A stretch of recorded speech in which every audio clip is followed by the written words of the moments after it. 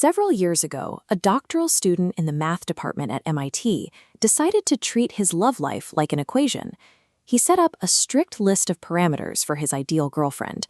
At first glance, they were pretty standard. She needed to be a woman, single, between 22 and 29 years old, and living within 50 miles of his location. But then he added a specific requirement. She had to be conversant in advanced mathematics. When he ran the numbers, the probability of meeting a woman who met these criteria in the next 6 months was 1 in over 6.4 billion. Looking at those odds, you would assume the situation is hopeless. When you approach romance like a pure probability exercise, having highly specific criteria makes the math look impossible. That mathematical despair is exactly what many unconventional people experience when trying to date today. The standard societal advice is to play the numbers game. You are instructed to maximize your exposure by swiping endlessly on apps and showing up to large social gatherings like packed city streets, bars, or massive parties.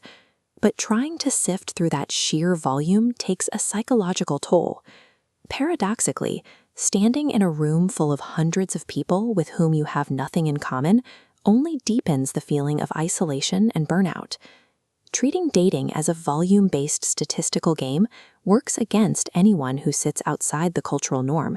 It practically guarantees failure and misery. Yet our MIT doctoral student found a girlfriend who met all his exact criteria almost immediately. How do you beat an insurmountable 1 in 6 billion statistical barrier in a matter of months? The answer is that she wasn't a random anomaly. He met a fellow graduate student with an office exactly 4 doors down from his own.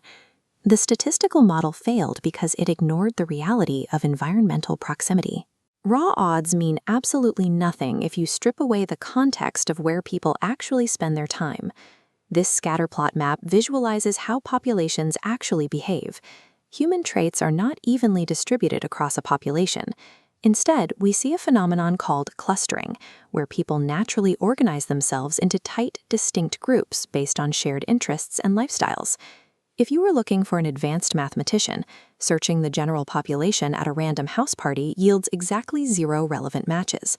You have to look in the precise environment where those specific traits naturally concentrate. In his case, the math department at MIT. People with conventional tastes succeed in mass-market environments because they are looking for median traits that are abundant everywhere.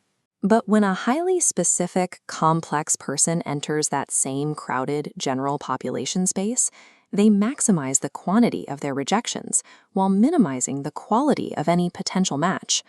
To find a highly compatible partner, unconventional daters must do the exact opposite of what society suggests. They have to abandon crowded spaces and move far off the beaten path. Take a hypothetical dater living in Brooklyn who is deeply devoted to a highly esoteric, niche offshoot of yoga. To meet someone with that shared devotion, they might need to leave the city and travel halfway around the world to an isolated ashram in India. The punchline is that once they arrive at that remote location, there is a very high likelihood they will meet another dedicated seeker who also traveled there all the way from Brooklyn. Extreme geographic friction and severe lifestyle choices act as a powerful filter. They automatically eliminate the unqualified candidates from the dating pool, leaving only the people who are just as committed to the specific path as you are. Intentionally shrinking your dating pool can feel scary. It sounds like self-sabotage to limit your options when you already feel like you aren't meeting enough people. While stepping completely off the beaten path drastically reduces the total number of people you will encounter, it exponentially increases the relevance and quality of those individuals.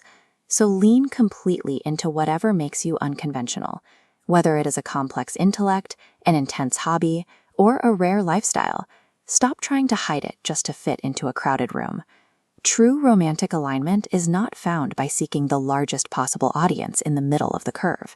You find it by being brave enough to exist fully